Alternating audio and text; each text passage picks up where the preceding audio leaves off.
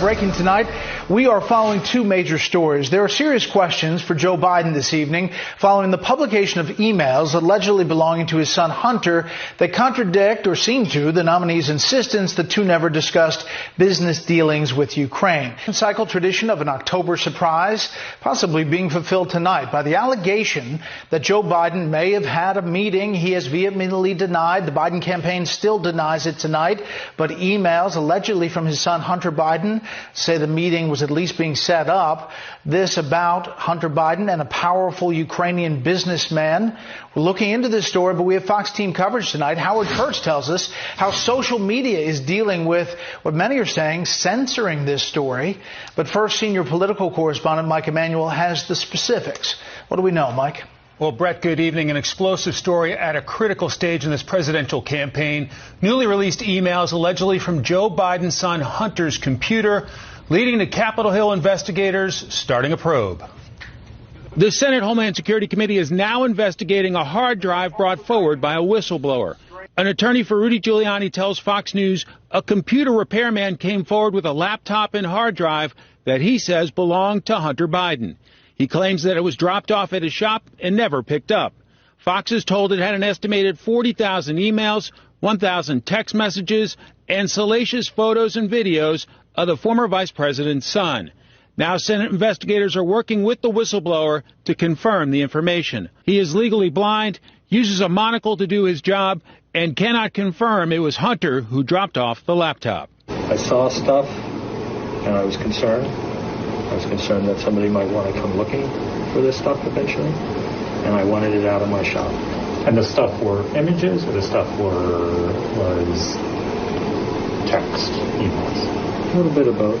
Fox News has obtained an April 17, 2015 email. A source tells Fox it came from the computer in question. It is from Vadim Pazarsky, a senior official from the Ukrainian energy firm Burisma. He thanks Hunter Biden for inviting him to Washington and, quote, giving an opportunity to meet your father, and spent some time together when Joe Biden was vice president. The Biden campaign says it has reviewed Joe Biden's official schedules from the time, and no meeting ever took place. But this has been a very sensitive subject. Do you think it was wrong for him to take that position? No. Knowing that it was really because that company wanted access to you? Well, that's not true. You're saying things you do not know what you're talking about. No one said that. Who said that? Who said that? There's also a May 12, 2014 email from Pazarsky that mentions to Hunter Biden, quote, we urgently need your advice on how you could use your influence to convey a message, signal, etc., to stop what we consider to be politically motivated actions. At the time, Hunter Biden was reportedly being paid up to $50,000 per month by Burisma, while his father, the vice president, was the point man for the Obama administration on Ukraine. I've never spoken with him. Less than a year after that alleged 2014 meeting where Hunter evidently introduced Pazarsky to his father, a Ukrainian prosecutor was fired, something Joe Biden bragged about in 2018. I looked, I said, I'm leaving in 6 hours. If the prosecutor's not fired, you're not getting the money. Oh, son of a bitch. Got fired. The Trump campaign notes the Biden campaign does not dispute the authenticity of the emails. Fox has reached out to Pazarsky to ask if these are his emails, and we have not gotten a response. Brett? To this, the social media reaction to this story really has been fascinating today and also highly controversial. Here's Fox News media analyst, host of Fox's Media Buzz, Howard Kurtz. Howie, this is quite something. It is indeed, Brett. The details of today's New York Post story may be in dispute, but one thing is not. Two social media giants don't want you to see it.